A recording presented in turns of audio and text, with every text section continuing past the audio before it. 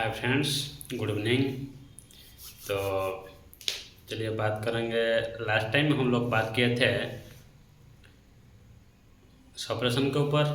जैसे प्रोसेस में मैंने लास्ट टाइम भी आपको बताया था, कोई भी कंपनी में कोई भी बैच हो उसमें जो प्रोसेस होता है वो प्रोसेस में कुछ हद तक ऑपरेटिंग बिल्कुल इक्वल होता है। जैसे कि सप्रेशन, डिस्टिलेशन, एडिशन, ये सब ज़्यादा हद तक इक्वल होता है, एक ही जैसा ही होता है। तो इसको हम समझना ज़रूरी है, जो हमारा प्रोसेस हैंडलिंग करने में बहुत मददगार होगा। तो हम लास्ट टाइम ऐसे बात किए थे सप्रेशन के ऊपर, सप्रेशन वेरिएशन के ऊपर, सप्रेशन टाइप्स के ऊपर। तो आज हम बात करेंगे डिस्टिलेशन के ऊपर। तो डिस्टिलेशन के ऊपर मैम, डिस्टिलेशन होता क्या है, यानी डिस्टिलेशन क्या है, और डिस्टिलेशन टाइप्स, डिस्टिलेशन कितना तरीका है, how many types of distillation, और उसके बाद और टाइप्स में वेरिएशन क्या है, और डिस्टिलेशन लगाने के टाइम में हमारे को किस किस चीज़ को इम्पोर्टेंस देना पड़ता है, यानी किस चीज़ को ध्यान रखना पड़ता है, ये हम समझेंगे। तो प्रोसेस के हिसाब से डिस्टिलेशन तो अलग अलग होता है, कहीं हम बात करेंगे अंदर। तो ये हम समझेंगे कुछ मेन पॉइंट, जैसे कि मैंने आपको बताया कि डिस्टिलेशन क्या है, डिस्टिलेशन टाइप्स कितना है, और डिस्टिलेशन में टाइप्स में वेरिएशन क्या है, और डिस्टिलेशन लगाने टाइम में हम किस चीज़ को अहमियत देंगे, यानी किस चीज़ को ध्यान रखेंगे। ये सब पॉइंट के ऊपर हम आज चर्चा करेंगे, बात करेंगे। हाँ, जिन लोग को वीडियो मददगार लग रहा है तो उन लोग को कमेंट में, जैसे कि दूसरा कुछ वीडियो चाहिए या फिर ये वीडियो में कुछ सही नहीं है, सही नहीं लग रहा है, तो फिर कमेंट में बता सकते हैं। और कुछ जानकारी चाहिए तो फिर कमेंट में बोल सकते हैं। और चैनल को जो अगर सब्सक्राइब नहीं किए हैं तो सब्सक्राइब कर दीजिए, जो हमारे लिए उत्सुकता रहेगा। और शुरू करेंगे टॉपिक डिस्टिलेशन। तो डिस्टिलेशन होता क्या है। पहली चीज़, डिस्टिलेशन यह है, यानी इसको बोला जाता है, डिस्टिलेशन भी एक प्रोसेस है जहाँ पे हम कोई भी चीज़ को हीटिंग करके वेपराइज करना, और वो वेपर को कंडेंसर के माध्यम से, यानी रिएक्टर में कुछ एक चीज़ है, वो सॉल्वेंट हो सकता है, मेटल हो सकता है, वाटर हो सकता है, कुछ भी। तो रिएक्टर को हीटिंग लगा के उसको वेपराइज करना, और फिर वेपर लाइन के माध्यम से वो वेपर को कंडेंसर तक पहुंचाना। कंडेंसर में वो वेपर फिर कंडेंसेट होना, यानी लिक्विड में परिवर्तन होना, और वो लिक्विड को हम नीचे कलेक्शन कर लाना, चाहे ड्रम में, सिंटेक्स में, या टैंक में, या रिसीवर में। ज़्यादा विशेष करके रिसीवर में कलेक्शन किया जाता है, तो कलेक्शन कर लेना। यानी रिएक्टर से कुछ भी अगर मिक्स होने दीजिए या फिर इंडिविजुअल होने दीजिए, उसको अगर कलर है कलर लेस करके निकालना, फिर हम डिस्टिलेशन प्रोसेस अप्लाई करते हैं, और वहाँ पे हमारे को वेपर फॉर्म में जाके लिक्विड में परिवर्तन हो कि रिएक्टर को आए बगैर अलग सा कलेक्शन हो जाना, वो प्रोसेस को हम डिस्टिलेशन बोलते हैं। तो कंडेंसेट प्रोसेस है समझ लीजिए, तो उसको हम डिस्टिलेशन बोलते हैं। तो डिस्टिलेशन 2 टाइप्स होता है, जैसे कि पहला नॉर्मल डिस्टिल, और दूसरा जो वैक्यूम डिस्टिल, और एक है जो एचवीडी प्रोसेस बोला जाता है, यानी हाई वैक्यूम डिस्टिलेशन। तो वो उसके लिए सेपरेट सा चैप्टर हम सेपरेट सा बात करेंगे, और एक बार और एक लेसन में। तो आज डिस्टिलेशन जो है 2 टाइप्स से, नॉर्मल और वैक्यूम डिस्टिल और नॉर्मल डिस्टिल, ये दोनों का वेरिएशन हम समझेंगे। नॉर्मल डिस्टिल जो है, कंडेंसर वेंट और रिसीवर वेंट हम ओपन रख के रिएक्टर को हीटिंग लगा के डिस्टिलेशन कर सकते हैं। और वैक्यूम डिस्टिलेशन जो है, हाँ, नॉर्मल डिस्टिल में और एक चीज़ होता है, जैसे हम ड्रम में या ओपन सिंटेक्स में या कोई टब में हम डिस्टिल सॉल्वेंट को या डिस्टिल लिक्विड को कलेक्ट कर सकते हैं।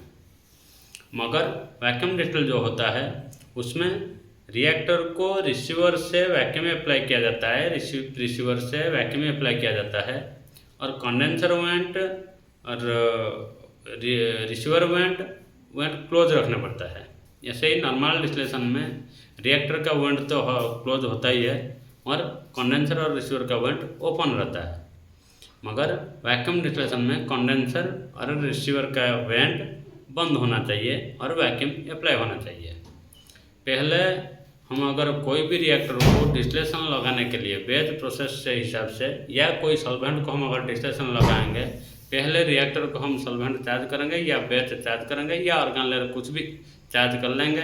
चार्ज करने के बाद उसका जैकेट पहले चेक करेंगे, जैकेट में आरटी है, ब्रेन है, कुछ भी है तो फिर उसको हम ऑनलोडिंग करके जैकेट को एम्प्टी करेंगे। और प्रोसेस के हिसाब से अगर हॉट वाटर अप्लाई करना है या स्टीम अप्लाई करना है, वो अप्लाई तो करना है मगर वो करने के लिए जैकेट सही है नहीं है, इसलिए हम पहले जैकेट चेक कर लेते हैं। जैकेट अगर हॉट वाटर अप्लाई करना है तो जैकेट में आरटी रख सकते हैं, सीधा उसी के ऊपर हॉट वाटर अप्लाई कर सकते हैं। अगर स्टीम अप्लाई करना है तो फिर हमारे को रिएक्टर से जैकेट से आरटी को निकाल देना, यानी जैकेट को एम्प्टी करना होता है। और चार्ज होने के बाद रिएक्टर में सॉल्वेंट या ऑर्गन लेयर जो भी चार्ज होने के बाद हम रिसीवर से रिएक्टर को पहले वैक्यूम अप्लाई करेंगे। कहीं भी लीक है क्या, लीक पूरा चेक कर लेंगे और वेंट बंद रखेंगे। और वैक्यूम बिल्डअप सही से हुआ नहीं हुआ, वैक्यूम सही से आ रहा नहीं आ रहा, हम चेक करेंगे। जो वैक्यूम गेज होता है उसमें हम चेक कर लेंगे। डिस्टिलेशन के लिए मिनिमम 600 तो वैक्यूम चाहिए ही होता है, 600 एबव आना चाहिए। तो वैक्यूम बिल्डअप होने के बाद प्रोसेस के हिसाब से अगर लो बॉयल सॉल्वेंट उसमें कुछ है तो फिर हॉट वाटर अप्लाई किया जाता है। कुछ जगह पे सेंसिटिव भी बैच होता है, डायरेक्ट स्टीम टच होने पर बैच को यानी रिएक्टर जैकेट को अगर डायरेक्ट स्टीम अप्लाई किया जाएगा तो फिर बैच में हैशो कंपाउंड को इन्फेक्ट होगा, इसलिए वहाँ पे भी हॉट वाटर अप्लाई करके स्लोली टेम्परेचर रेज करते हुए डिस्टिलेशन किया जाता है। तो हॉट वाटर इसलिए अप्लाई किया जाता है, यानी दो जगह पे हॉट वाटर अप्लाई किया जाता है। जहाँ पे हमारे को लो बॉयल सॉल्वेंट है, यानी अगर स्टीम जैसा हाई हीटिंग एक बार टच हो तो बम्प होने का चांसेस होता है, वहाँ पे हम हॉट वाटर अप्लाई करते हैं। और कहीं कहीं जो कंपाउंड है, हमारा जो प्रोडक्ट है, वो प्रोडक्ट को हाई हीटिंग टच होने पर इफेक्ट होता है, यानी उसका बॉइलिंग पॉइंट मेल्टिंग रेंज जो है प्रोडक्ट का कम होता है। वैसा सिचुएशन पे हमारे को हॉट वाटर अप्लाई करना पड़ता है, तो हॉट वाटर अप्लाई करते हैं।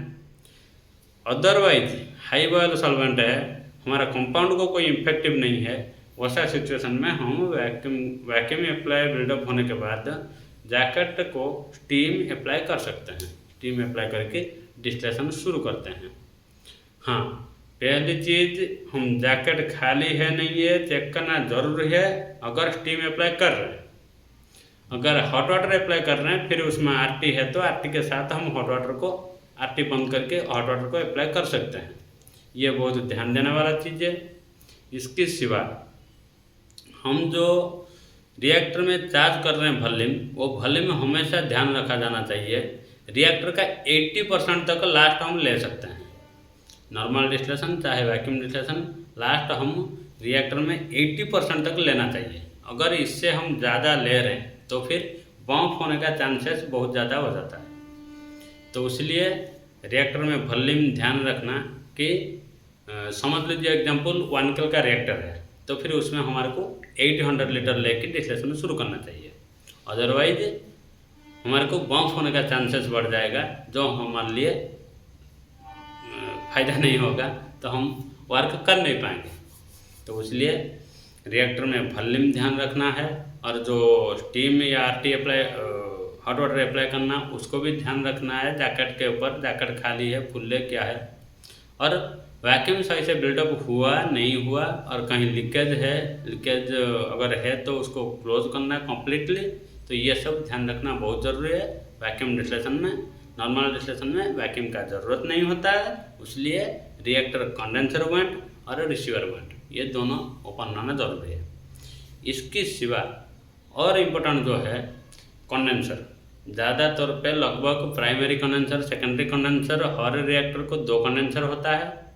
कोई कोई रिएक्टर में स्पेशली मॉडिफाई किया हुआ रहता है, जिसमें एक रिएक्टर को 2 वेपर लाइन होता है, उसमें 3 कंडेंसर होता है। यानी प्राइमरी दोनों का 2 वेपर लाइन को 2 प्राइमरी कंडेंसर होता ही है। 2 प्राइमरी कंडेंसर से फिर नीचे जो सेकेंडरी कंडेंसर होता है उसको ब्रेन सर्कुलेशन रहता है, वो दोनों प्राइमरी कंडेंसर से एक ही सेकेंडरी कंडेंसर को कनेक्शन दे दिया जाता है। तो ये हम प्रेशरली मॉडिफाई करके बनाया जाता है, ये आपको हर जगह पे नहीं मिलेगा, ये प्रेशरली कहीं कहीं होता है। नहीं तो आपको एक रिएक्टर में एक वेपर लाइन, 2 कंडेंसर और कंडेंसर से फिर नीचे इलेक्ट्रोकेमिकल बॉक्स है, इलेक्ट्रोकेमिकल बॉक्स से आपको रिसीवर को लाइन कनेक्टिविटी रहेगा, जो कलेक्शन लाइन बोला जाता है। हाँ, कंडेंसर को आरटी प्रॉपर सर्कुलेशन हो रहा नहीं हो रहा, जो हमारे को प्राइमरी कंडेंसर है उसको आरटी सर्कुलेशन रहता है, और अगर लो बॉयल सॉल्वेंट है तो फिर सेकेंडरी कंडेंसर को ब्रेन सर्कुलेशन होना जरूरी है। अगर हाई बॉयल सॉल्वेंट है, एग्जाम्पल जैसे टोलिन हो गया 110 बॉइलिंग पॉइंट, MIBK हो गया, मेथल आइसोबुटन, ये सब आपको हाई बॉयल पॉइंट है, 118 बॉइलिंग पॉइंट है। जैसे आपको जेलिन हो गया, जेलिन आपको 124 बॉइलिंग पॉइंट है। ये सब जो हाई बॉइलिंग पॉइंट का सॉल्वेंट है, अगर ये सॉल्वेंट में आपको प्रोडक्ट आ रहा है, यानी ये सॉल्वेंट को अगर डिस्टिल करना है, तो फिर हम विदाउट ब्रेन सेकेंडरी कंडेंसर को विदाउट ब्रेन अप्लाई किए आरटी अप्लाई करके भी कर सकते हैं। मगर जो लो बॉइलिंग पॉइंट सॉल्वेंट है उसके लिए हम सेकेंडरी कंडेंसर को ब्रेन अप्लाई करना ज़रूरी हो जाता है। यानी 2 कंडेंसर रहना, टॉप कंडेंसर को आरटी सर्कुलेशन रहना चाहिए, और हो रहा नहीं हो रहा ये भी चेक करना चाहिए। कभी कभार एयर लॉक हो जाता है, जो आउटलाइट को बंद करके वेंट ओपन करके एयर लॉक क्लियर किया जाता है। हम डिस्टेंशन अगर लगा दिए हैं तो आई होप जो इतना अगर हम समझ गए हैं तो फिर डिस्टेंशन लगा सकते हैं। डिस्टेंशन लगाने के बाद बीच बीच में कलेक्शन लाइन का हीटिंग हम फिजिकली चेक करना पड़ता है बीच बीच में। कभी कभार जैसे वैक्यूम ड्रॉप हो गया या सर्कुलेशन प्रॉपरली नहीं हो रहा है, फिर वेपर टेम्परेचर ज़्यादा होने के वास्ते आपको सॉल्वेंट लॉस हो जाएगा। इसलिए हल्का कूल या नॉर्मल टेम्परेचर कलेक्शन होना चाहिए, और ये सारे चीज़ को ध्यान रखना चाहिए। तो वीडियो ज़्यादा लंबा हो जाएगा, जो हम और एक चैप्टर में रिफ्लेक्स के ऊपर बात करेंगे। ये आज रिफ्लेक्स और हाई वैक्यूम डिस्टिलेशन और एक चैप्टर में बात करेंगे। ये आज नॉर्मल डिस्टिलेशन और वैक्यूम डिस्टिलेशन मेरे हिसाब से कम्प्लीटली इतना हम पता कर लिया था, हम कम्प्लीटली डिस्टिलेशन लगा सकते हैं। अगर आपको कुछ डाउट है फिर कमेंट में पूछ सकते हैं। हाँ, चैनल को सब्सक्राइब कीजिए। फिर एक बार बोल दे रहा हूँ, छोटा सा एक लाइक दे दीजिए, जो हमारे लिए बहुत उत्सुकता का चीज़ होगा, आपका तो कुछ नहीं जाएगा। फिर मिलेंगे नेक्स्ट और एक वीडियो में।